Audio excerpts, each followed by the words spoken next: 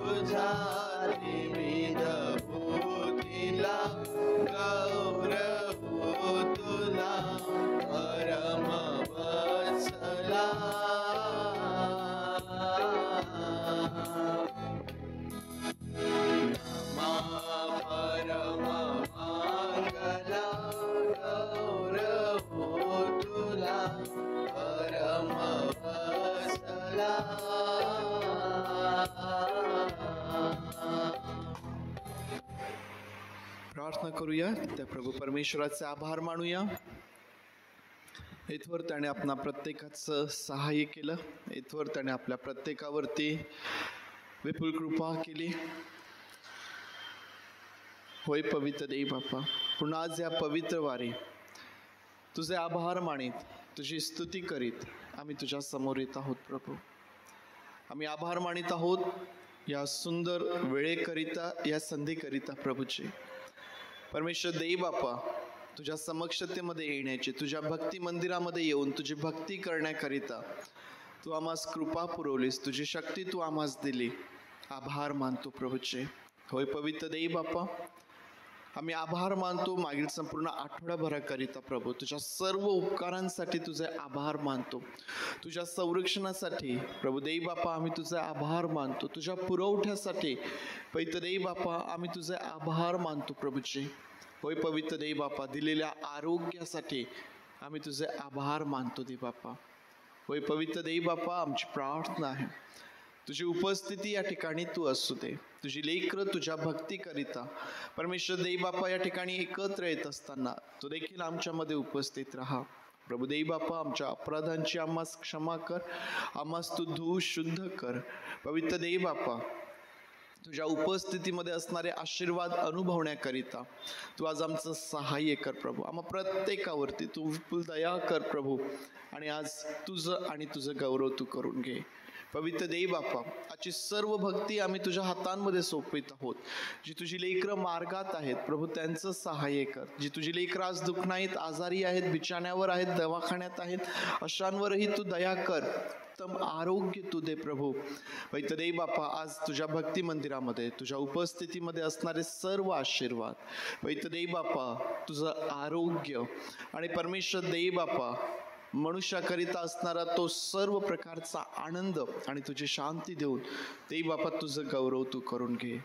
तुझे मनापासून आम्ही आभार मानतो आणि आम्ही सर्वजण तुझ्या अधीन होत प्रार्थना आमचा प्रभू येशू याच्या नावात मागतो म्हणून तू ऐक. आमेन आमेन. बसूया आपण सर्व.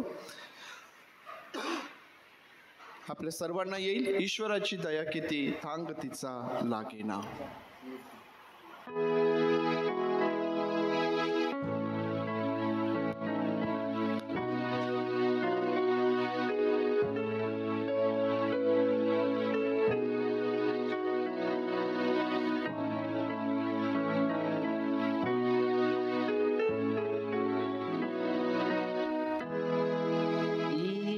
ईश्वराची दया किती थांगतीचा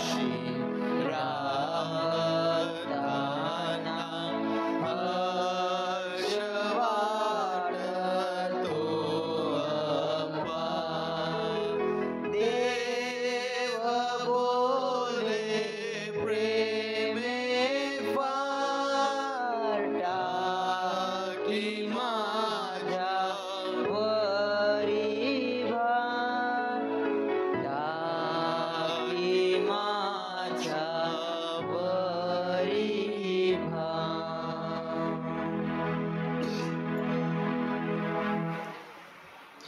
या उदासी भ्रांती सोडा, त्याची वाणी ऐकुनी, निश्चला ती मैत्री जोडा, पूर्ण भाव ठेवणी. मनुष्याच्या जीवनामध्ये पुष्कळदा उदासीनता, निराशा आम्हाला पाहायला भेटते. परंतु या ठिकाणी उत्तेजन आहे, या उदासी भ्रांती सोडा. आमच्या जीवनामधली सर्व प्रकारची उदासीनता, निराशा दूर होऊ शकते जेव्हा आम्ही आमच्या जीवनामध्ये त्या प्रभू येशू ख्रिस्ताला आमचा मित्र बनवितो. आमच्या जीवनामध्ये ज्यावेळेस आम्ही त्याचा स्वीकार करतो, ज्यावेळेस आम्ही त्याची वाणी ऐकतो. कारण काय म्हणतो प्रभू येशू ख्रिस्त आम्हास आमंत्रित करतो की अहो कष्टी व भाराक्रांत जन हो, तुम्ही सर्व मजकडे या, म्हणजे मी तुम्हास विसावा देईन. या उदासी भ्रांती सोडा. हा प्रभू मोठ्या प्रेमाने आम्हास बोलावितो, कारण तो आमच्यावरती प्रेम करणारा, आमची काळजी घेणारा तो आमचा प्रभू परमेश्वर आहे. आणखीन एक गीत यावेळेस आपण गाऊया, सांगा मला ती वार्ता की येशू कृपावान. पासनं संगीत 555 नंबरचे गीत.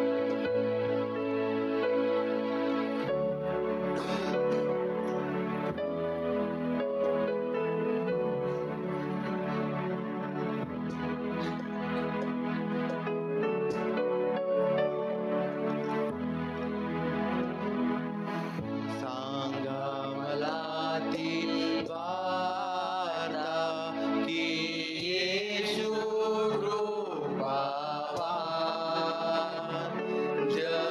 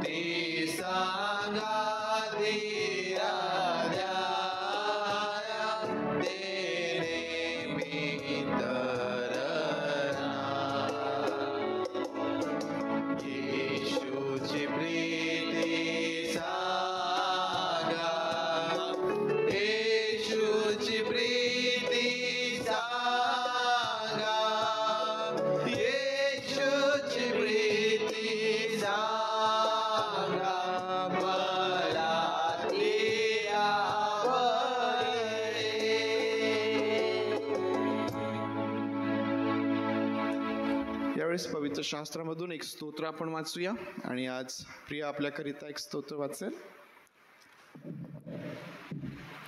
सर्वांना ख्रिस्तात सलाम. तर आज मी तुमच्या समोर स्तोत्रसहिता 16वा अध्याय वाचणार आहे. उत्तम वारसा.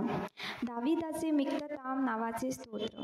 हे देवा, माझे रक्षण कर, कारण मी तुझा आश्रय धरिला आहे. मी परमेश्वराला म्हटले, तूच माझा प्रभू आहेस. तुझ्या परते मला सुख नाही. पृथ्वीवरील पवित्र जन हेच श्रेष्ठ होत. त्याच्या ठाई माझा सगळा संतोष आहे. जे परमेश्वराला सोडून अन्य देवताच्या भजनी लागतात त्यांना पुष्कळ दुःखे होतील. ते रक्तमय पेयार्पणे अर्पितात, तशी मी अर्पणार नाही.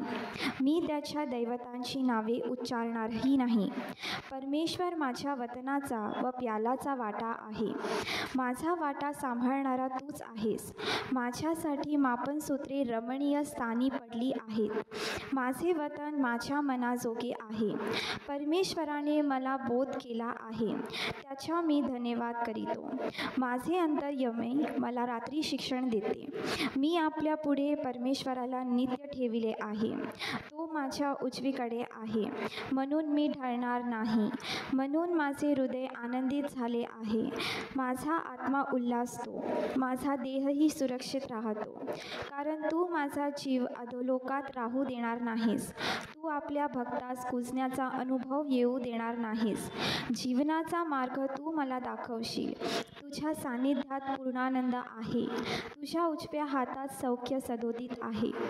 या वचनामधून मी तुम्हाला 8 व 9 ह्या वचनाचा परामर्श सांगणार आहे. हे पद दावीद याने लिहिले आहे व दावीद परमेश्वराला आपल्या दृढ विश्वास्यतेबद्दल घोषणा करीतो. दावीद असे म्हणतो, मी आपल्या पुढे परमेश्वराला नित्य ठेविले आहे. म्हणजेच तो नेहमी परमेश्वराला प्रथम स्थान देतो. कोणतेही संकट, कोणतेही योग्य निर्णय जर त्याला घ्यायचे असेल तर तो नेहमी परमेश्वराला प्राधान्य देतो. त्याचप्रकारे जेव्हा कधी आपल्या आयुष्यामध्ये आपल्याला संकटे येतात त्यावेळी आपल्याला परमेश्वराला प्रथम प्राधान्य दिले पाहिजे. त्यानंतर तो असे म्हणतो, तो माझ्या उजवीकडे आहे, म्हणून मी ढळणार नाही. आपल्याला माहिती आहे की उजवीकडे म्हणजे सामर्थ्य व सुरक्षितेची बाब दर्शविते. तर जेव्हा काही परमेश्वर आपल्यासोबत आहे तर आपला विरोधी कोणीच ठरणार नाही. आपल्याला परमेश्वर सामर्थ्य देतो अडचणींना सामोरं जाण्यासाठी. त्यानंतर 9 वचन. म्हणून माझे हृदय आनंदित झाले आहे, माझा आत्मा उल्हासतो. जेव्हा परमेश्वर आपल्यासोबत आहे तर त्याची एक नवीन आनंद, सुख, शांती, उल्हास, उत्साह आपल्या हृदयी नेहमी येते आणि खरोखरच परमेश्वर आपल्याला ती शांती पुरवतो. माझा देहही सुरक्षित राहतो. परमेश्वरावर विश्वास ठेवणाऱ्या सर्वांचं जीवन हे कायमस्वरूपी परमेश्वराने आपल्याला दिलेलं आहे. त्याचं आयुष्य त्याने आपल्याला दिलेलं आहे व तो आपली कृपा आपल्यावर देतो. आनंद हे परिस्थितीवर अवलंबून नसून परमेश्वराच्या उपस्थितीमुळे आपल्याला आनंद मिळतो. या सुंदरच्या वचनासाठी मी परमेश्वराचे आभार मानते व पाळक साहेबांचे पण आभार मानते मला ही संधी देण्यासाठी. धन्यवाद. त्यावेळेस क्वायरच्याद्वारे त्यांच्यासोबत परमेश्वर देवबापाची स्तुती करूया. आज मुलींचं क्वायर आहे. मुलींचं क्वायर आज पुढे येईल आणि या क्वायर बरोबर परमेश्वराची स्तुती करूया. त्याच्या नावाला आपण धन्यवाद देऊया. प्रभूच्या नावाला आपण महिमा देऊया. त्याच्या नावाचा गौरव आपण करूया.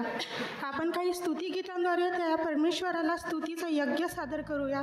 आपण त्याला सन्मान देऊया. त्याच्या नामाला उपकार स्मरण जाऊया. पहिलं गीत आपण गाऊया, ख्रिस्तायाची पाया आशेचा खंबीर. उपासना संगीत 227 नंबरचं गीत आहे.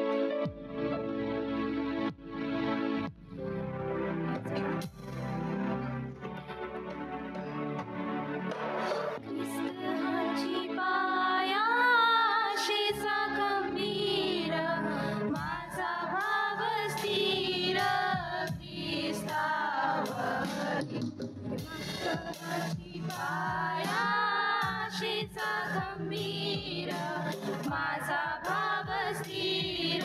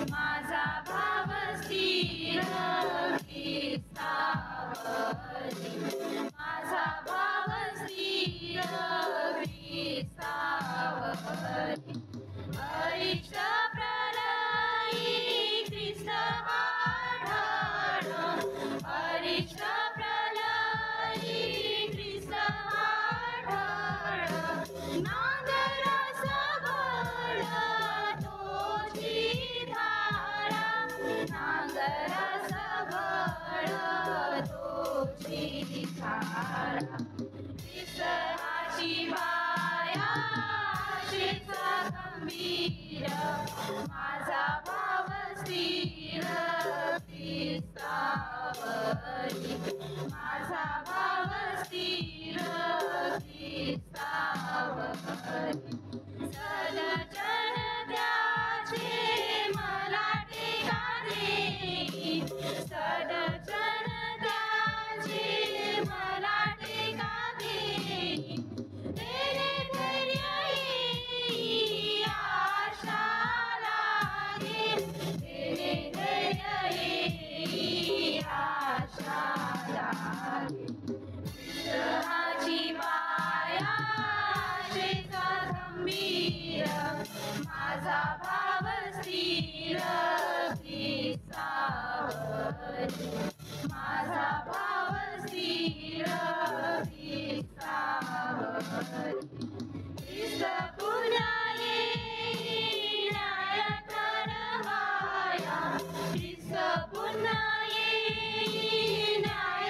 ठरवाया तेव्हा मी भेटाया सिद्ध व्हावे तेव्हा मी भेटाया सिद्ध व्हावे ख्रिस्ताची माया आशेचा गंभीर माझा भाव स्थिर ख्रिस्तावरी माझा भाव स्थिर ख्रिस्तावरी त्याच्या पुण्यवस्त्रे मी पांघरलेला त्याच्या पुण्यवस्त्रे मी पांघरलेला तेजस्वी झालेला सापडावा तेजस्वी झालेला सापडावा ख्रिस्ताची माया आशेचा गंभीर माझा भाव स्थिर ख्रिस्तावरी माझा भाव स्थिर ख्रिस्तावरी ख्रिस्त पुन्हा येई न्याय ठरवाया खरोखर आपला न्याय करायला तो येणार आहे आपण पामर आहोत आपल्याला तारायला तो येणार आहे पुढील गीत आपण गाऊया सर्वांना येणारच गीत आहे संपूर्ण जगात एकता उपासना संगीत 126 नंबरचं गीत आहे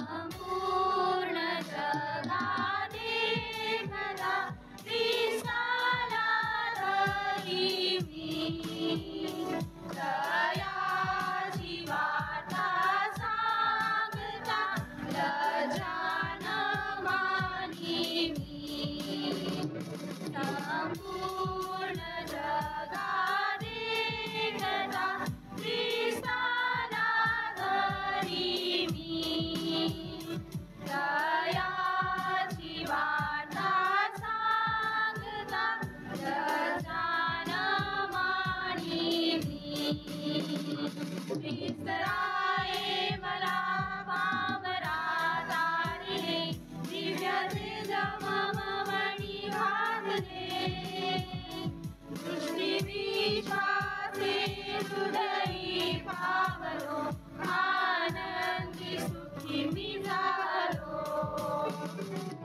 हे नाम येशू गोड पार तो माझा पूर्ण श्रेय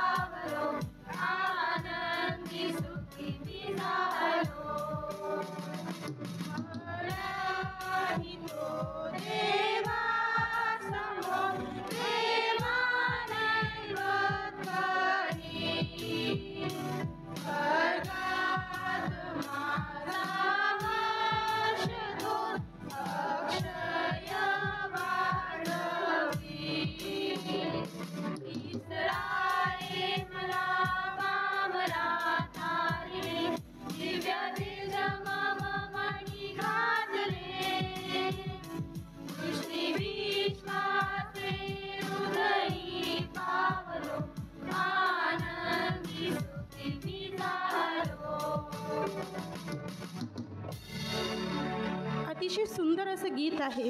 आपला विश्वास जर देवावर असला ना तर आपल्यावर कोणत्याही प्रकारची अरिष्ट येणार नाही. तो खरोखर राजांचा राजा आहे. स्तोत्रसंहिता 24:10 मध्ये दावीद म्हणतो, हा प्रतापशाली राजा कोण? सेनाधीश परमेश्वर हाच प्रतापशाली राजा. ह्याच संबंधित पुढील गीत आपण म्हणूया. आपल्याला सर्वांना येणारं असं गीत आहे, कोण हे राजा हो का राजा.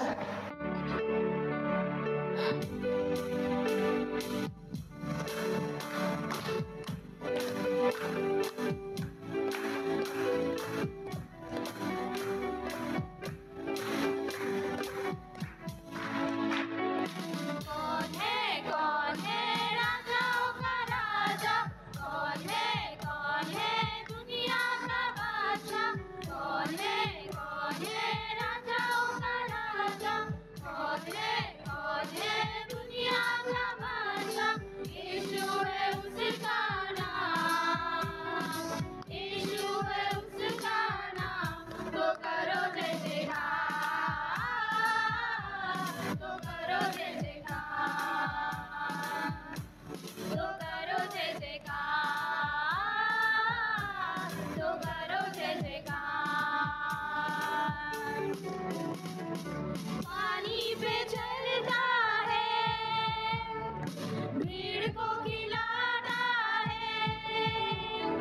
पानी पे चलता है, भीड़ को खिलाता है. शैतान भी डरता है यीशु के नाम से, शैतान भी डरता है यीशु के नाम से. कौन है राजाओं का राजा, कौन है दुनिया का बादशाह, कौन है राजाओं का राजा, कौन है दुनिया का बादशाह. यीशु है उसका नाम, यीशु है उसका नाम. तो करो जय जयकार, तो करो जय जयकार, तो करो जय जयकार, तो करो जय जयकार. क्रूस को उठाया है, मौत को हराया है. क्रूस को उठाया है, मौत को हराया है. अनुग्रह से उसके हमने उद्धार पाया है. अनुग्रह से उसके हमने उद्धार पाया है. कौन है राजाओं का राजा, कौन है दुनिया का बादशाह, कौन है राजाओं का राजा, कौन है दुनिया का बादशाह. यीशु है उसका नाम, यीशु है उसका नाम. तो करो जय जयकार, तो करो जय जयकार, तो करो जय जयकार, तो करो जय जयकार.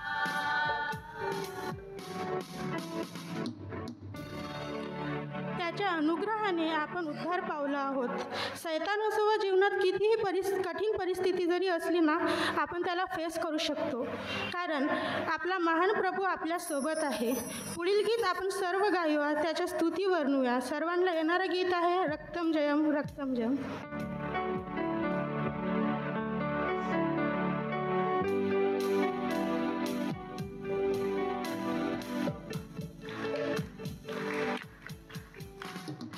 रक्तम जयम, रक्तम जयम, रक्तम जयम, रक्तम जयम, रक्तम जयम, रक्तम जयम, रक्तम जयम.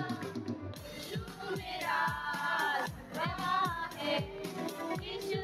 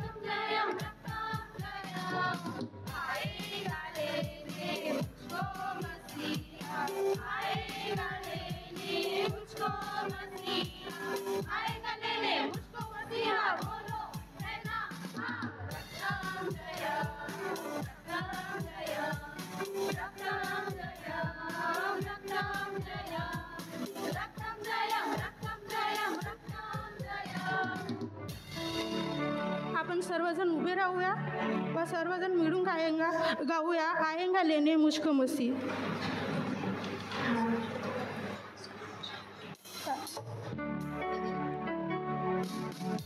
आएगा लेने मुझको मसीहा, आएगा लेने मुझको मसीहा, आएगा लेने मुझको मसीहा. बोलो है ना रक्तम जयम, रक्तम जयम, रक्तम जयम, रक्तम जयम, रक्तम जयम, रक्तम जयम, रक्तम जयम.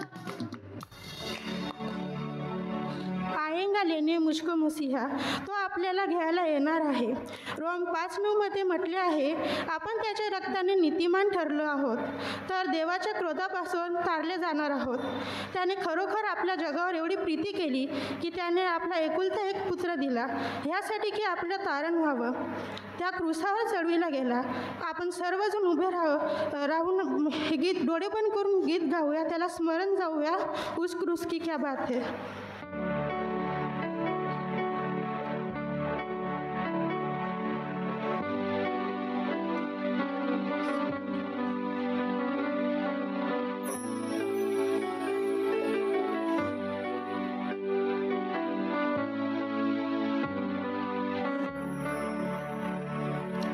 उस क्रूस की क्या बात है, जिसने है हमको बचाया. यीशु मसीह ने तेरे लिए मेरे लिए लहू बहाया. उस क्रूस की क्या बात है, जिसने है हमको बचाया. यीशु मसीह ने तेरे लिए मेरे लिए लहू बहाया. जब मैं गुनाहों में डूबा हुआ था, उस क्रूस पर मेरा नाम लिखा था. जब मैं गुनाहों में डूबा हुआ था, उस क्रूस पर मेरा नाम लिखा था. उस क्रूस पर मेरा नाम लिखा था. यीशु ने अपना खून बहाकर उस नाम को है मिटाया. यीशु मसीह ने तेरे लिए मेरे लिए लहू बहाया.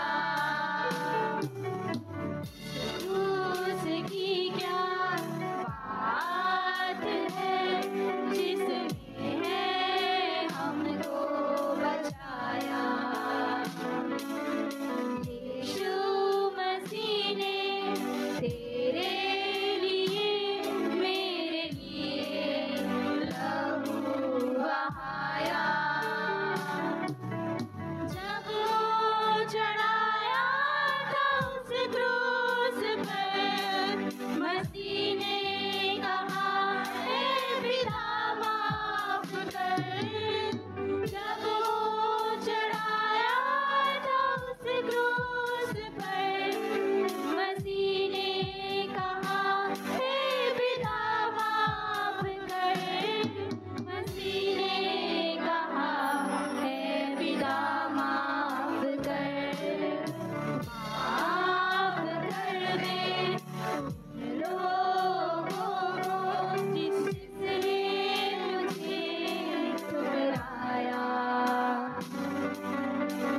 यीशु मसीह ने तेरे लिए मेरे लिए लहू बहाया.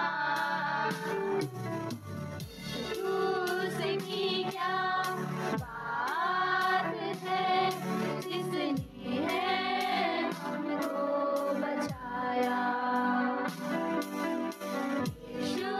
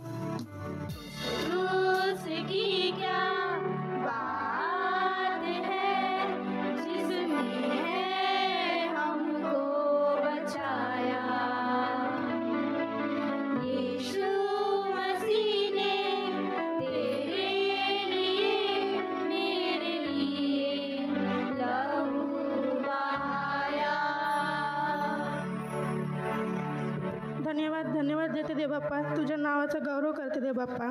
खरोखर तू आमच्यावर खूप प्रेम करतोस दे बाप्पा. म्हणून तू तुझा एकुलता एक पुत्र आमच्याकरिता दिला दे बाप्पा. त्या क्रूसावर त्याला चढवलं गेलं दे बाप्पा.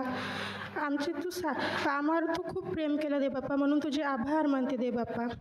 आजची सुंदरसा दिवस, सुंदरची सकाळ तू आमच्या जीवनास लागू दिले दे बाप्पा, म्हणून देखील तुझे आभार मानते दे बाप्पा. तू आम्हाला सर्वांना इथे घेऊन आलास, आमचे सहाय्य केलं, आभार मानते दे बाप्पा. जे कोणी रस्त्यात आहे दे बाप्पा, मार्गात आहे दे बाप्पा, त्यांचे मार्ग तू मोकळे कर दे बाप्पा. ही लहानशी प्रार्थना म्हणून तुझ्या नावाचा गौरव करून लहानशी प्रार्थना म्हणून तुझ्या गोड आणि प्रिय नावाने मागते, म्हणून तू ऐक. आमेन. याकोबाचं पत्र अध्याय 5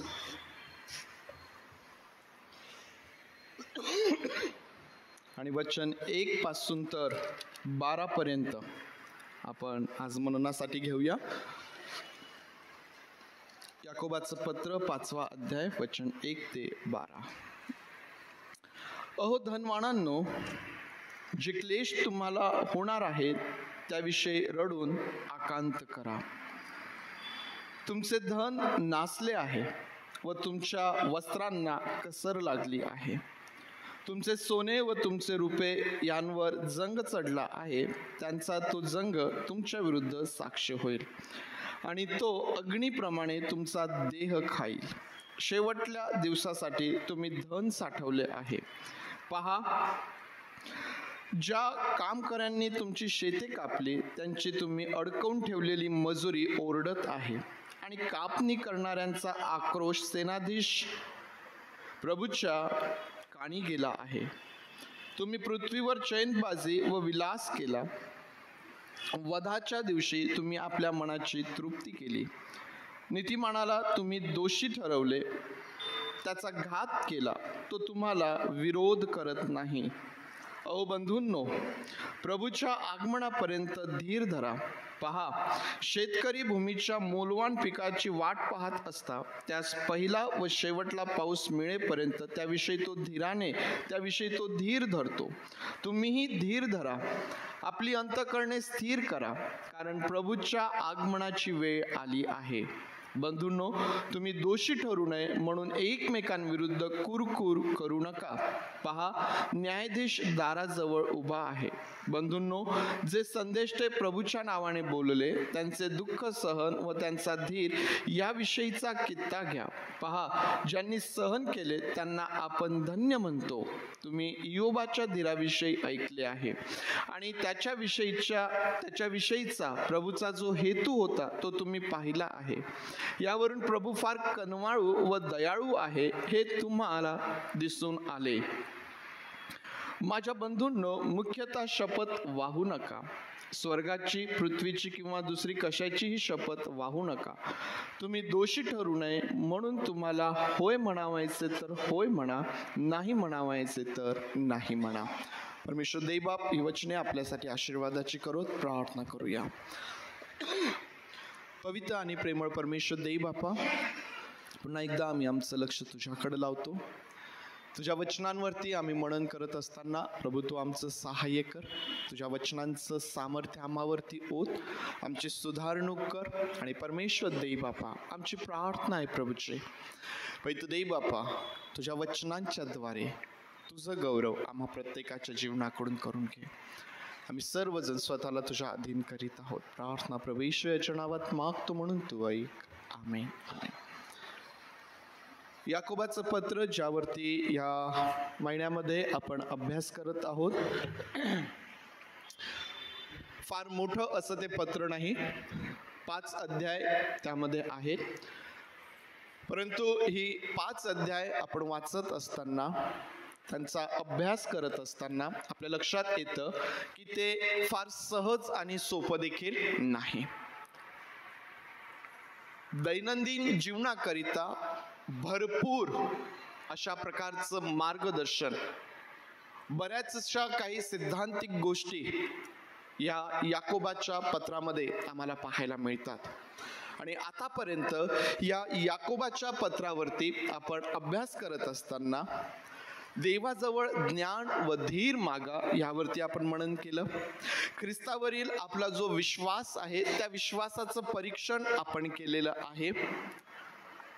विश्वासणाऱ्यांची जीभ हा एक अतिशय महत्त्वाचा भाग जो आमच्या दैनंदिन जीवनाकरिता आहे, त्यावरती या पत्रामधून आपण विचार केलेला आहे. खोटे व खरे ज्ञान, विश्वासणाऱ्यांनी करू नये अशा गोष्टी येथवर, या प्रकारे आपण आतापर्यंत या पत्रावरती परमेश्वर देवबापाचं वचन अभ्यासलेलं आहे. आज जो संदर्भ आपल्या समोर आहे 5वा अध्याय वचन 1 ते 12, या वचनांवरती आपण मनन करत असताना जो आजचा आपला विषय आणि आपलं प्रतीक आहे ते म्हणजे धीराने प्रभूची वाट पहा. 1 ते 12 वचने आपण वाचली आणि या 1 ते 12 वचनांवरती मनन करत असताना जो विचार किंवा जे प्रतीक आज आपल्या समोर आहे ते म्हणजे धीराने प्रभूची वाट पाहणे. धीराने प्रभूची वाट पहा. आता वास्तविक पाहता जी 12 वचने आपण वाचली, या 12 वचनांमध्ये अशा प्रकारचा काही विषय आम्हाला पाहायला मिळतो का? किंवा या 12 वचनांमध्ये आम्हाला काय पाहायला भेटतं? 2 गोष्टी प्रामुख्याने याकोब या 12 वचनांमध्ये बोलतो. एक, तो श्रीमंतांविषयी बोलतो आणि दुसरी गोष्ट, तो जे दुःख सहन करत आहे त्यांना त्यांच्या धीराविषयी तो बोलतो. या पहिल्या 12 वचनांमध्ये जी आज आपण वाचलेली आहे, ही 12 वचने या 2 गोष्टी आम्हाला सांगतात. दैनंदिन जीवनाविषयी देखील काही गोष्टींचा उल्लेख याकोब यामध्ये करतो. परंतु आज या 12 वचनांकडं आम्ही लक्ष लावत असताना जे प्रतीक आम्ही घेतलेलं आहे की धीराने प्रभूची वाट पहा, कोणत्या आशयाने आम्ही या विषयाकडं, या प्रतीकाकडं पाहायचं आहे? तर आमच्या दैनंदिन जीवनामध्ये आम्ही प्रत्येक परिस्थितीमध्ये, प्रत्येक अवस्थेमध्ये आम्ही धीराने आमच्या प्रभू परमेश्वराकडं पाहायचं. प्रत्येक परिस्थितीमध्ये आम्हाला आमच्या प्रभू देवबापाकडं पाहायचं आहे. प्रत्येक परिस्थितीमध्ये याकोब श्रीमंतांविषयी बोलतो, याकोब दुःख सहन करणाऱ्यांविषयी देखील बोलतो. मनुष्याची परिस्थिती जी आहे ती आम्हाला माहिती आहे की ही एकसारखी कधीच राहत नाही, ती नेहमी बदलत राहते. मनुष्याचे विचार बदलत राहतात, मनुष्याच्या आवडीनिवडी बदलत राहतात, त्याच्या जीवनामधल्या अवस्था बदलत राहतात. मनुष्याचं जीवन हे नेहमी बदलणारं अशा प्रकारचं आहे. आणि म्हणून अशा या बदलणाऱ्या परिस्थितींमध्ये, अशा या बदलणाऱ्या अवस्थेंमध्ये आम्ही प्रत्येक समय धीराने प्रभूची वाट पाहायची आहे. आम्हाला माहिती आहे की प्रभू येणार आहे ना. याकोब यामध्ये म्हणतो की त्याचं येणं जवळ झालेलं आहे, न्यायाधीश दाराजवळ उभा आहे, प्रभूच्या येण्याची वेळ झालेली आहे. आणि म्हणून आम्ही आमच्या सर्व प्रकारच्या परिस्थितींमधून आम्हाला प्रभू परमेश्वराकडे पाहायचं आहे. मनुष्याची बदलणारी परिस्थिती, इयोबाचं जीवन आमच्या समोर आहे. इयोब कसा होता? कसा होता इयोब? धार्मिक होता, श्रीमंत होता, काही कमी होतं का त्याच्याकडं? कशी परिस्थिती बदलली त्याची? काय झालं त्याच्या जीवनामध्ये? जी परीक्षा त्याच्या जीवनामध्ये आली, त्या परीक्षेमध्ये त्याच्याकडं होतं नव्हतं ते सगळं निघून गेलं. शारीरिक दृष्टीनेही तो काय झाला? क्षीण झाला, राखेत बसतो. एका काळी जो रोज आपल्या लेकरांसाठी अर्पण करतोय असा मनुष्य राखेमध्ये बसलेला आहे. परिस्थिती बदलते प्रियांनो. इयोब शेवटपर्यंत राखेतच बसून राहिला का? काय झालं? परिस्थिती पुन्हा बदलली.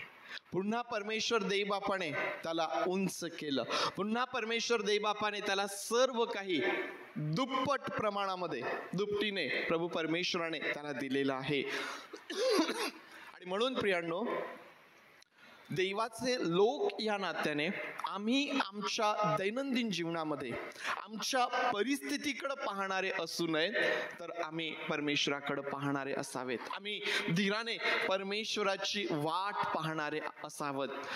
तो आम्हाला घ्यायला येणार आहे त्याची वाट पाहत आम्हाला आमची तयारी तर करायचीच आहे. दुसऱ्या आशयाने आम्ही हे देखील पाहू शकतो की धीराने परमेश्वराची वाट पाहणे म्हणजे देव आमच्या जीवनामध्ये, देव आमच्या परिस्थितीमध्ये जे त्याचं अद्भुत काम करणारा परमेश्वर आहे, तो आम्हास उत्तम आरोग्य देणारा आहे, तो आमची परिस्थिती बदलणारा आहे, त्याच्या कार्याची देखील आपल्या जीवनामध्ये धीराने वाट पाहणे. आणि म्हणून आज या विषयाकडे आपण पाहत असताना मानवी जीवनामधल्या काही अवस्थांचा विचार आपण करूया आणि त्या अवस्थेमध्ये आम्हाला धीराने परमेश्वराची वाट पाहणे हे आमच्यासाठी किती आशीर्वादाचं ठरतं, त्याकडं आम्हाला आमचं लक्ष लावायचं आहे प्रियांनो. आणि म्हणून जी पहिली अवस्था आज आपण विचारासाठी आपल्या समोर घेत आहोत ती म्हणजे आपल्या श्रीमंत अवस्थेमध्ये धीराने प्रभूची वाट पहा. आपल्या श्रीमंत अवस्थेमध्ये धीराने प्रभूची वाट पहा. श्रीमंतांविषयी किंवा आर्थिक दृष्टीने, भौतिक दृष्टीने समृद्ध असणाऱ्यांविषयी पवित्र शास्त्र दोन दृष्टिकोन आमच्या समोर ठेवतं.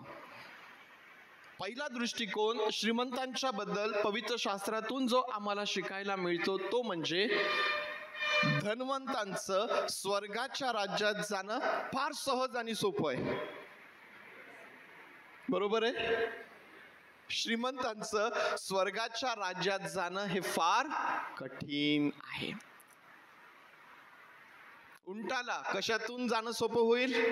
सुईच्या नाकातून जाणं सोपं होईल, परंतु धनवंतांना, श्रीमंतांना स्वर्गाच्या राज्यात जाणं त्यापेक्षा कठीण सांगितलेलं आहे. हा एक दृष्टिकोन पवित्र शास्त्र आमच्या समोर ठेवतं. दुसरा दृष्टिकोन पवित्र शास्त्रातून आम्हाला हा पाहायला भेटतो, समृद्ध करणारा कोण आहे? परमेश्वरच आहे. उन्नती ही पूर्वेकडून नाही, पश्चिमेकडून नाही, अरण्यातूनही नाही, तर परमेश्वर आहे जो मनुष्याला या भूतलावरती समृद्ध करतो. भौतिक दृष्टीने आशीर्वादित करणारा आम्हाला आमचा परमेश्वर पाहायला भेटतो. पवित्र शास्त्रामध्ये अनेक उदाहरणं आमच्या समोर आहेत की ज्या लोकांकडे आम्ही ज्यावेळेस पाहतो ना, त्या लोकांकडे पाहिल्यानंतर आम्हाला या गोष्टीची खात्री होते की देव या भूतलावरती मनुष्याचं कशा प्रकारे कल्याण करतो. देवाने ज्यावेळेस अब्राहमाला बोलावलं, अब्राहमाने देवाच्या त्या वाणीला होकारार्थी असा प्रतिसाद दिला. अब्राहम देवाचं ऐकून त्या ठिकाणाहून निघाला. अब्राहमाच्या संदर्भात त्याचा सेवक काय साक्ष देतो? माझ्या धण्याच्या परमेश्वराने माझ्या धण्याला काय केलेलं आहे? समृद्ध केलेलं आहे. त्याला कोणत्याही गोष्टीची वाण नाही, कोणत्याही गोष्टीची उणीव नाही. परमेश्वराने त्याला धनवान केलं. दावीद काय करत होता? मेंढर चारणारा होता ना, आपल्या वडिलांची मेंढर राखत होता. परमेश्वर देवापाने त्याला तेथून उचललं आणि काय केलं?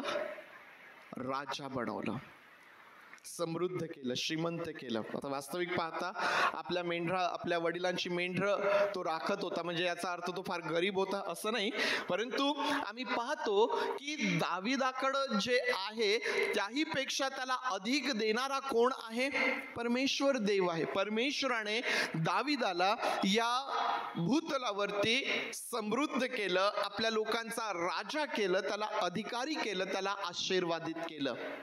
परमेश्वर आहे जो मनुष्याला या भूतलावरती या प्रकारे आशीर्वादित करतो, समृद्ध करतो. दावीद, त्याच्यानंतर शल्मोन राजा आहे, परंतु काय वैभव त्याला प्राप्त झालं ना, काय ऐश्वर्य त्याला प्राप्त झालं. कोणापासून प्राप्त झालं? परमेश्वरापासून. अशी एक एक नावं आम्ही ज्यावेळेस पाहतो ना, आम्हाला या गोष्टीची खात्री होते की खरंच परमेश्वर मनुष्याला या भूतलावरती त्याचं कल्याण करणार आहे, मनुष्याला समृद्ध करणार आहे. मग परमेश्वरच मनुष्याला समृद्ध करतो.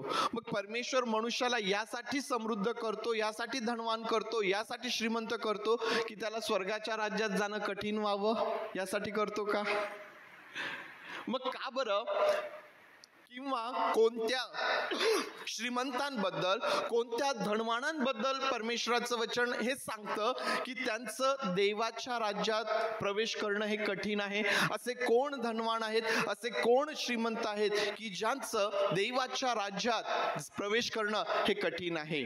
प्रियांनो, जर त्या दिशेने जर आमचं लक्ष आम्ही लावलं तर आम्हाला पाहायला मिळतं की ज्यांनी अन्यायाने धन मिळवलेलं आहे ते लोक. कोणते धनवान? ज्यांनी अन्यायाने, ज्यांनी जुलमाने, ज्यांनी फसवणुकीने किंवा जगामध्ये जी सर्व चुकीची मार्ग धनवान होण्याची म्हणून आम्हाला पाहायला मिळतात, ज्यांनी त्या चुकीच्या मार्गांनी धन मिळवलेलं आहे, त्या धनवंतांसाठी स्वर्गाच्या राज्यात प्रवेश करणं हे कठीण आहे. जे गोरगरिबांवरती जुलूम करतात है ना, आम्ही विशेष आहोत, आम्ही विशेष आहोत. आणि जे धनवान, जे श्रीमंत इतर गोरगरिबांवरती जुलूम करतात, बळजबरी करतात, त्यांच्यावरती अन्याय करतात, त्यांच्या संबंधाने त्या लोकांसाठी स्वर्गाच्या राज्यात प्रवेश करणं कठीण आहे. याकोब या ठिकाणी सांगतो की तुम्ही अन्यायाने ते मिळवलेलं आहे. तुमची शेते ज्या कामकऱ्यांनी कापली, त्यांची अडवून ठेवलेली तुम्ही मजुरी तुमच्या विरुद्ध ओरडत आहे जुलमाने.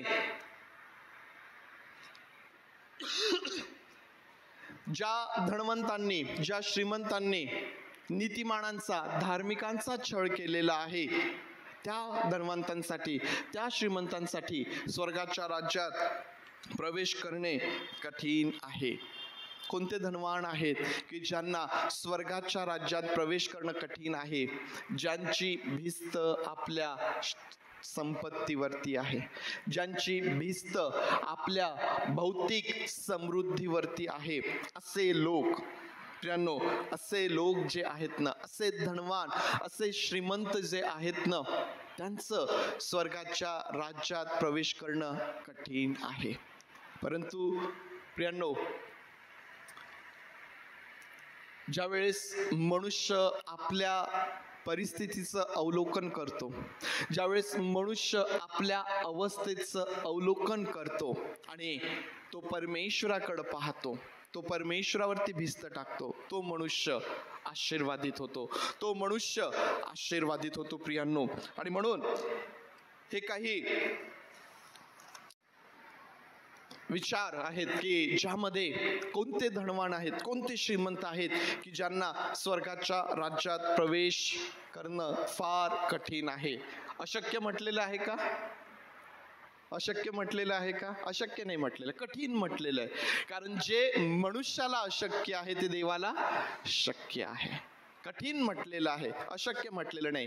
कारण ज्या दिवशी मनुष्य, मग तो कोणीही असो, तो परमेश्वराकडे फिरतो, तो परमेश्वरावरती भिस्त टाकतो, प्रियांनो, त्याला त्याच्या जीवनामध्ये सर्व काही शक्य होत असतं, त्याला सर्व काही त्याच्या जीवनामध्ये शक्य होतं. आणि म्हणून आपल्या श्रीमंत अवस्थेमध्ये आम्हाला आमच्या प्रभूची धीराने वाट पाहायची आहे.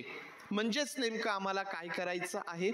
तर पहिली गोष्ट त्यामध्ये आम्हाला पाहता येईल की आम्ही धीराने प्रभूची वाट पाहत आहोत. तो येणार आहे हे आम्हाला माहीत आहे.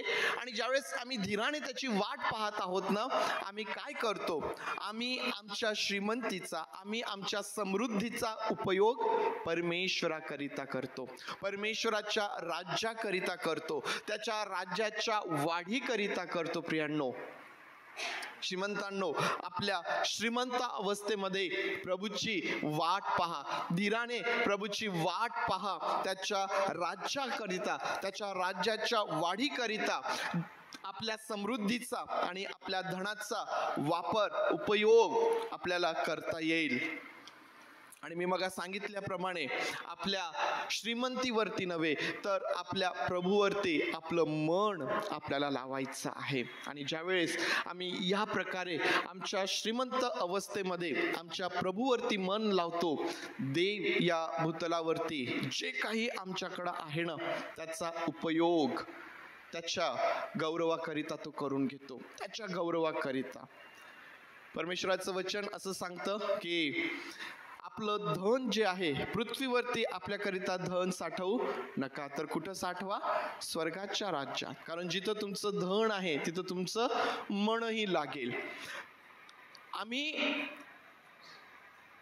परिस्थितीचा विचार न करता, आम्ही समयाचा विचार न करता ज्यावेळेस भौतिक समृद्धीच्या माग लागतो, अशा प्रकारची भौतिक समृद्धी पुष्कळदा आम्हाला आमच्या हानीकडं घेऊन जाणारी आहे. आणि म्हणून याकोब काय म्हणतो की शेवटच्या दिवसांकरिता तुम्ही आपलं धन साठवलेलं आहे. ज्या दिवसांमध्ये तुम्ही आपलं लक्ष प्रभूकडे लावायला पाहिजे होतं, ज्या दिवसांमध्ये तुम्ही प्रभूकरिता झटायला पाहिजे होतं, ज्या दिवसांमध्ये तुमचं मन हे प्रभूवरती असायला पाहिजे होतं, त्या दिवसांमध्ये तुम्ही ते न करता भौतिक गोष्टींच्या मागे तुम्ही धावलात. त्याचा परिणाम पुष्कळदा आमच्या जीवनामध्ये शेवटच्या दिवसाकरिता तुम्ही धन साठवलेलं आहे. फार उपयोगाचं ठरेल का? माझ्याकडं खूप आहे आणि प्रभू आला. माझ्याकडं खूप आहे आणि प्रभू आला. मी त्यातलं काय काय घेऊन जाऊ शकेल? काही घेऊन जाऊ शकतो का मी त्यातलं? काहीच घेऊन जाऊ शकत नाही. आणि म्हणून प्रियांनो, आम्हाला या जगामध्ये राहत असताना पुष्कळदा आम्ही पाहतो की मनुष्याची जी वृत्ती आहे, मनुष्याचा जो स्वभाव आहे, हा पुष्कळदा दिसणाऱ्या गोष्टींकडे आकर्षित होणारा आहे. परंतु आपल्याला शिकायचं आहे धीराने प्रभूकडे पाहणं, धीराने प्रभूची वाट पाहणं, हे आम्हाला आमच्या जीवनामध्ये शिकायचं आहे. प्रियांनो, दुसरी अवस्था आपण पाहूया. दुसरी अवस्था म्हणजे आपल्या गरीब अवस्थेमध्ये धीराने प्रभूची वाट पहा. जसं श्रीमंत अवस्थेमध्ये धीराने प्रभूची वाट पाहायची आहे, गरीब अवस्थेमध्ये देखील धीराने प्रभूची वाट पाहायची आहे. प्रभू परमेश्वर केवळ श्रीमंतांसाठी किंवा प्रभू परमेश्वर केवळ गरिबांसाठी येणार आहे का? तो त्याच्या मंडळीला, त्याच्या मंडळीतील असणाऱ्या सर्वांना घेण्याकरिता तो येणार आहे. तो मनुष्याच्या भौतिक परिस्थितीकडे पाहून त्याला घेऊन जाणारा असा परमेश्वर नाहीये, तर जे त्याच्या मंडळीमध्ये, जे त्याचवरती विश्वास ठेवणारे, ज्यांनी त्या प्रभूला आपला तारणारा म्हणून स्वीकारलेला आहे, जे लोक त्या पित्याच्या इच्छेप्रमाणे जीवन जगणारे आहेत, अशा त्या आपल्या सर्व प्रकारचे, मग ते श्रीमंत असोत किंवा मग ते गरीब असोत, त्यांना घेण्याकरिता हा प्रभू परमेश्वर येणार आहे. आणि म्हणून जसं आम्हाला आमच्या श्रीमंत अवस्थेत धीराने प्रभूची वाट पाहायची आहे, त्याच वेळेस आम्हाला आमच्या गरीब अवस्थेमध्ये देखील धीराने प्रभूची वाट पाहायची आहे. म्हणजे नेमकं काय करायचं आहे? काय करायचं आहे? प्रियांनो, आम्हाला आमच्या त्या परिस्थितीमध्ये तृप्त आणि समाधानी राहायला शिकायचं आहे. आमच्या गरीब अवस्थेमध्येही आम्हाला तृप्त आणि समाधानी राहायला शिकायचं आहे. तुमचं आणि माझं बोलावणं जे आहे ना, जे पाचारण आहे ना, ते परमेश्वराकरिता आहे. ते दैवी स्वर्गीय श्रीमंतीकरिता आहे. आणि प्रभूचा प्रत्येक शिष्य, प्रत्येक विश्वासणारा हा कसा असायला पाहिजे? तृप्त आणि समाधानी. पाऊल आम्हाला काय सांगतो या संदर्भात? की मी संपन्न अवस्थेमध्ये आणि त्याच वेळेस विपन्न अवस्थेमध्ये तृप्त राहायला शिकलेलो आहे, समाधानी राहायला शिकलेलो आहे. मला काही कमी आहे म्हणून तुम्ही मला पाठवलं आणि तुम्ही पाठवलेल्या गोष्टींमुळं आता माझ्याकडं खूप झालं आहे. त्या गोष्टी पावलाच्या समाधानाचं किंवा त्याच्या तृप्तीचं कारण नाहीत. तर पाऊल म्हणतो की मी शिकलेलो आहे, मला समजलेलं आहे की संपन्न अवस्थेमध्ये मी कसं तृप्त आणि समाधानी राहायचं, मी विपन्न अवस्थेमध्ये कसं तृप्त आणि समाधानी राहायचं आहे. आणि म्हणून प्रियांनो, आमच्या गरीब अवस्थेमध्ये आम्हाला आमचं लक्ष प्रभूकडे लावायचं आहे. धीराने प्रभूची वाट आम्हाला पाहायची आहे. आम्ही आहोत त्या परिस्थितीमध्ये आम्हाला तृप्त आणि समाधानी राहायला शिकायचं आहे. पुष्कळदा ज्या वेळेस मनुष्य आपल्या अशा परिस्थितीकडे पाहत असताना प्रभूला दोष देऊ लागतो, कुरकुर करू लागतो. काय होतं माहितीये, त्या व्यक्तीच्या त्या कुटुंबाच्या जीवनामधून ती शांती आणि तो आनंद हा नाहीसा होत असतो. ज्यावेळेस आम्ही आमच्या त्या अवस्थेमध्ये, मग ती कुठलीही असो, ज्यावेळेस आम्ही कुरकुर करणारे आहोत, ज्यावेळेस आम्ही दोष देणारे आहोत, आमच्या जीवनामधून आनंद आणि आमच्या जीवनामधून शांती ही निघून जात असते. प्रियांनो, त्या उलट जर आम्ही आमच्या प्रत्येक अवस्थेकरिता, आमच्या प्रत्येक परिस्थितीकरिता प्रभूचे आभार मानणारे आहोत, जर आम्ही प्रभूला धन्यवाद देणारे आहोत, तर त्याचा परिणाम आम्हाला आमच्या जीवनामध्ये धन्यता प्राप्त होते, आम्हाला सुख प्राप्त होतं. हे फार अद्भुत आहे बरं. आपल्या गरीब अवस्थेमध्ये ज्यावेळेस आमच्याकडं काहीच नाही ना, अशा वेळेला त्या अवस्थेकरिता, त्या परिस्थितीकरिता प्रभूचे आभार माना आणि त्या परमेश्वराला म्हणा की प्रभू, आता ही ती वेळ आहे, आता ही ती परिस्थिती आहे की ज्यामध्ये मी तुझ्या अद्भुत प्रेमाचा, तुझ्या अद्भुत उपकारांचा अनुभव माझ्या जीवनामध्ये घेणार आहे आणि त्यासाठी मी तुझे मनापासून आभार मानतो, त्यासाठी मी तुझे मनापासून आभार मानते. पहा प्रियांनो, एक अद्भुत अशी शांती आणि परमेश्वराचं अद्भुत अशा प्रकारचं काम आम्हाला आमच्या जीवनामध्ये अनुभवता येतं. प्रत्येक अवस्थेमध्ये तृप्त, समाधानी असणारे, प्रत्येक अवस्थेकरिता, प्रत्येक परिस्थितीकरिता परमेश्वराचे आभार मानणारे तुम्ही आणि मी असायला पाहिजे. प्रियांनो, देव आमचा पुरवठा करणारा आहे, देव आमचा पुरवठा करणारा आहे, ही बाब आम्ही कधीच विसरू नये. मग व्यक्ती श्रीमंत असो किंवा गरीब असो, मनुष्याचा पुरवठा करणारा कोण आहे? परमेश्वर देव आहे. मनुष्याला जोपर्यंत स्वर्गातून दिला जात नाही, त्याला पृथ्वीवरती प्राप्त होत नाही. पुरवठा करणारा परमेश्वर आहे. ज्यावेळेस इस्रायल लोक त्या मिसर देशाच्या गुलामगिरीमधून निघालेत आणि त्या रानामधून ते फिरत असताना कोणी पुरवठा केला त्यांचा? कुठून मान्ना त्यांना मिळत होता? स्वर्गातून मान्ना मिळत होता. पाहिजे ते त्यांना मिळत होतं. पाणी, खडकातून त्यांच्यासाठी पाणी निघत आहे. पुरवठा करणारा परमेश्वर आहे. ते फार गरीब होते म्हणून देवाने त्यांचा पुरवठा केला का? इस्रायल लोक ज्यावेळेस मिसर देशातून निघालेत, ते गरीब होते की श्रीमंत होते?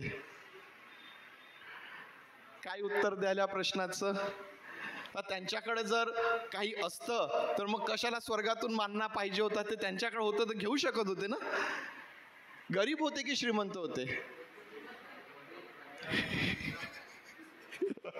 दोन उत्तर असणार आहेत निश्चितच. एक तर गरीब होते, एक तर श्रीमंत होते.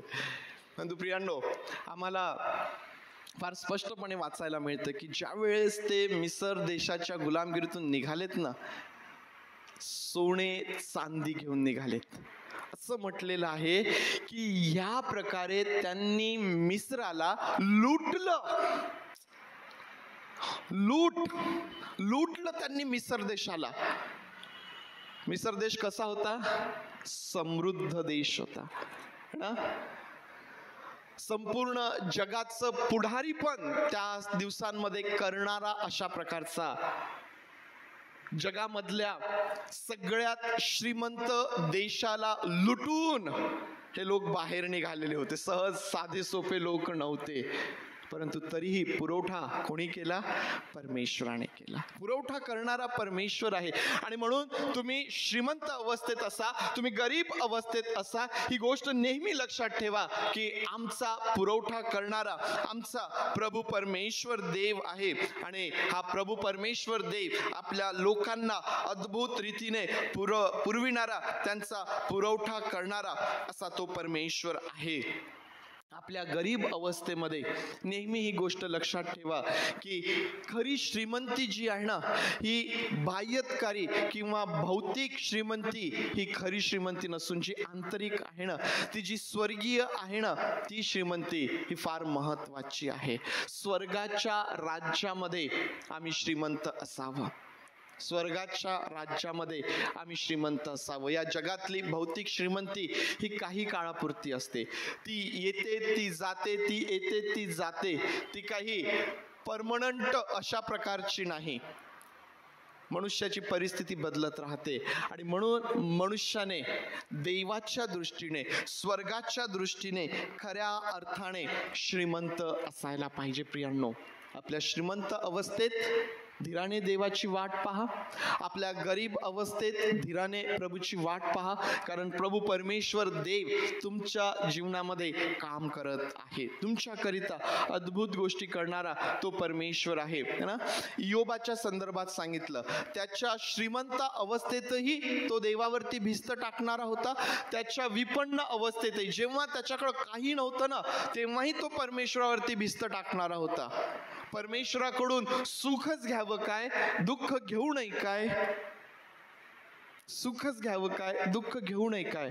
योब ज्या प्रकारे सर्व परिस्थितीत परमेश्वराकडे पाहणारा होता, याकोब या ठिकाणी आम्हाला सांगतो की तुम्ही इयोबाच्या धीराविषयी ऐकलं आहे आणि त्याच्या संबंधाने प्रभूचा जो मनोरथ होता, प्रभूची जी इच्छा होती, ती त्याच्या जीवनामध्ये कशी पूर्ण झाली हे तुम्ही पाहिलेलं आहे, हे तुम्हाला समजलेलं आहे.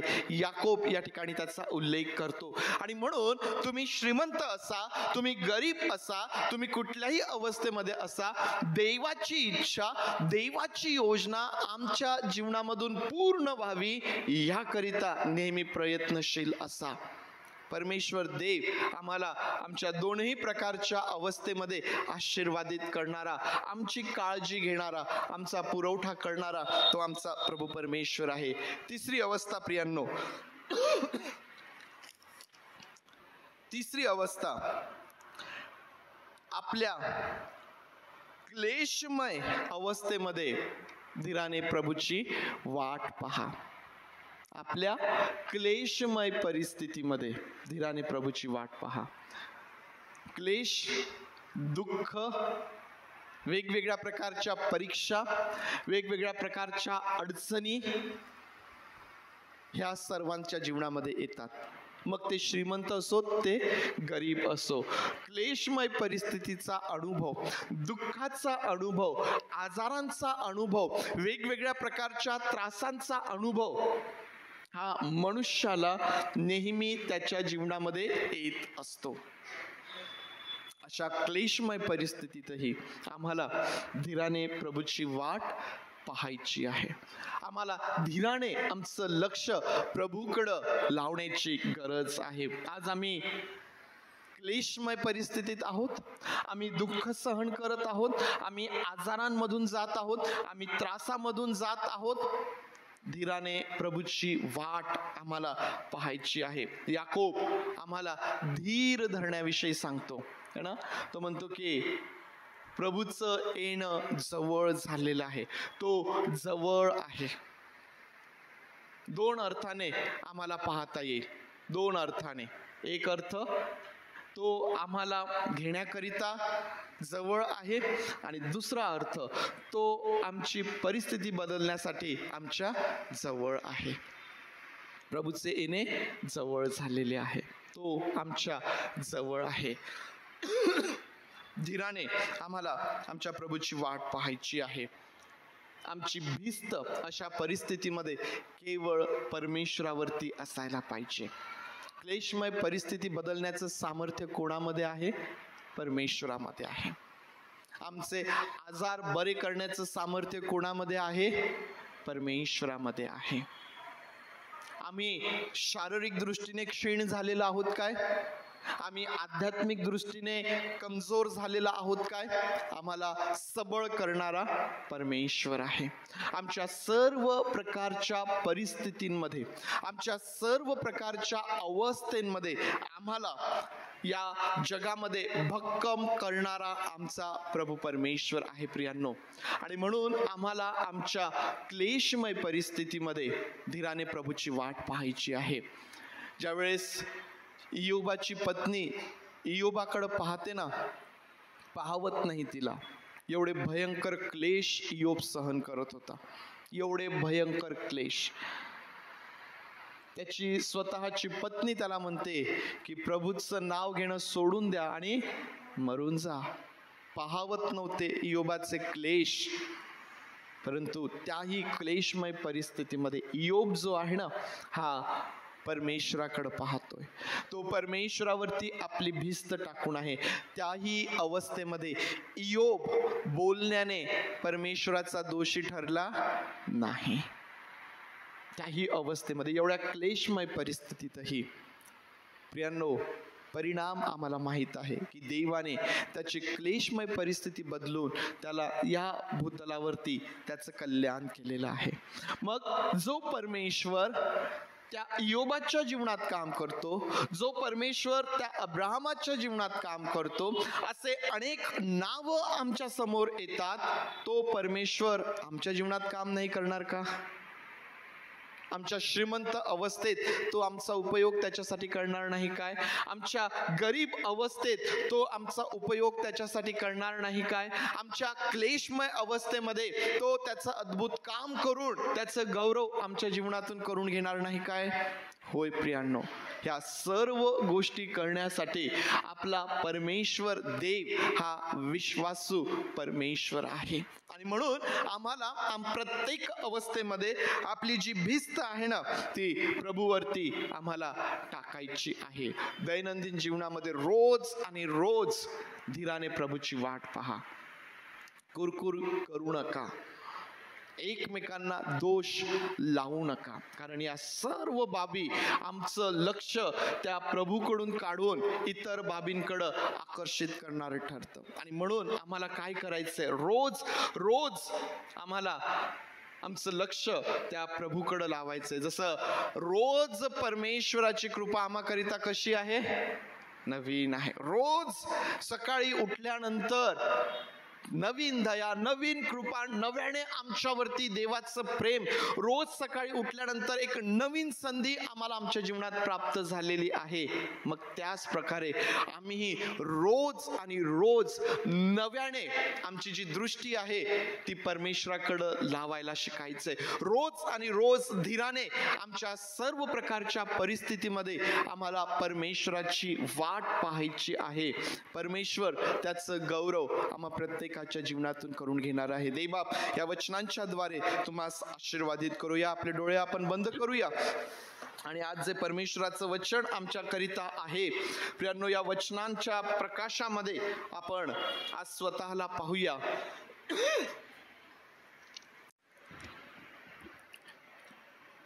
आज आमची अवस्था काय आहे? आम्ही श्रीमंत अवस्थेत आहोत. श्रीमंत अवस्थेकरिता पवित्र शास्त्राचे जे 2 दृष्टिकोन आहेत, त्यापैकी मी कोणत्या दृष्टिकोनामध्ये आहे? मी गरीब अवस्थेमध्ये आहे. माझी परिस्थिती बदलणारा, या भूतलावरती मला समृद्ध करणारा परमेश्वर आहे. ही समृद्धी केवळ भौतिक नव्हे, तर देव मनुष्याला पहिल्याने आध्यात्मिक दृष्टीने समृद्ध करतो. आम्ही क्लेशमय अवस्थेत आहोत काय? आम्ही आज दुःखी, निराश, हताश आहोत काय? आम्ही क्लेश भोगत आहोत काय? धीराने प्रभूची वाट पहा, धीराने प्रभूची वाट पहा. आज परमेश्वराचं वचन आमच्या अंतःकरणाशी काय बोलत आहे? योब आपल्या कुठल्याही अवस्थेमध्ये देवाचा दोषी ठरला नाही. आपल्या बोलण्याने तो देवाचा दोषी ठरला नाही. उलट त्याच्या सर्व प्रकारच्या अवस्थेमधून देवाचं गौरव झालेलं आहे.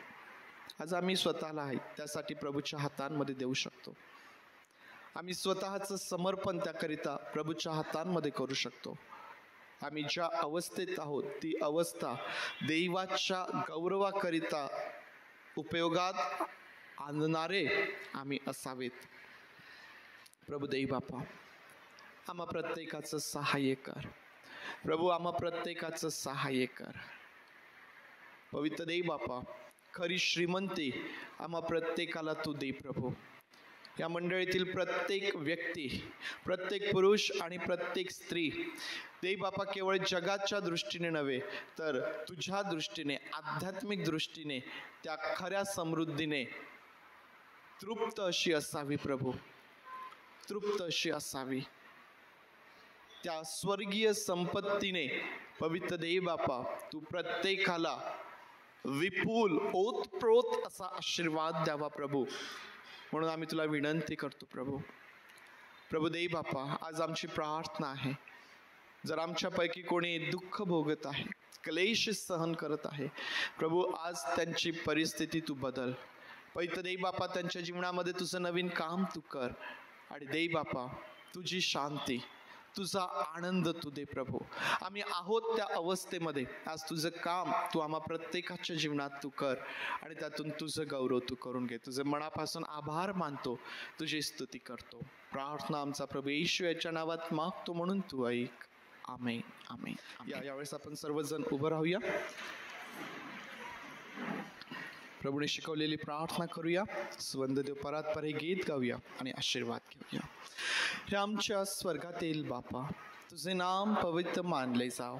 तुझे राज्य येव, जसे स्वर्गात तसेच पृथ्वीवर. तुझ्या इच्छेप्रमाणे आमचे रोजची भाकर आज आम्हास दे. आणि जसे आम्ही आमच्या ऋणास ऋण सोडले तसेच तुमचे निवास. आणि आम्हास परीक्षेत आणू नकोस, तर आम्हास वाईटापासून सोड. कारण की राज्य, सामर्थ्य आणि गौरव हे सर्व काळ तुझेच आहे. आमेन. सुवंद्य देवा परात्पर, स्तवा हो त्याला खाली वर. तो बाप पुत्र आत्मा